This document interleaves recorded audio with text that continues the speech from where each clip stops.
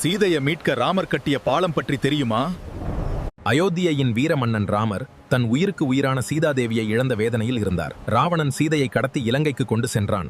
அவளை மீட்க வேண்டும். சீதையை மீட்க ராமர் தனது வானர சேனையுடன் கடற்கரையை அடைந்தார். ஆனால் அவர்களுக்கு முன் பறந்து விரிந்தது முடிவே தெரியாத பெருங்கடல்.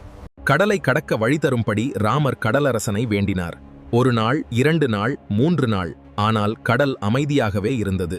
இறுதியில் ராமரின் பொறுமை கோபமாக மாறியது.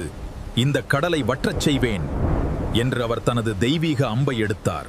அந்த நொடியில் பெருங்கடல் 2ஆக பிளந்தது போல கடலரசன் ராமர் முன் தோன்றினான். ராமா, உனக்கு உதவும் ஒருவன் உன் சேனையிலே இருக்கிறான் என்றான். தேவர்களின் அருளை பெற்ற நளன் கடலின் மீது பாலம் கட்ட முடியும் என்று கூறினான். உடனே வானர சேனை வேலைக்கு தயாரானது. ஆயிரக்கணக்கான வானரர்கள் மலைகளை உடைத்து கற்களை எடுத்தனர். அவர்கள் முழக்கத்தால் பூமியே அதிர்ந்தது.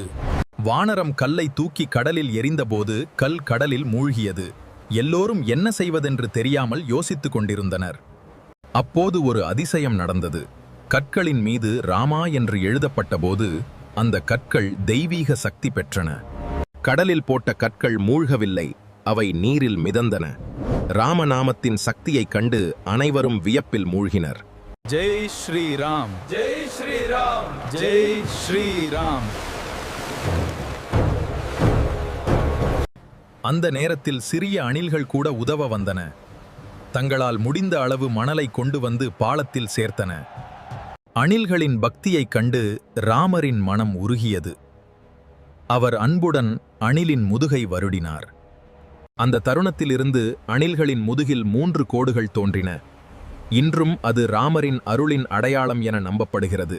பல நாட்களின் கடின உழைப்பிற்கு பிறகு கடலின் மீது ஒரு அதிசய பாலம் உருவானது.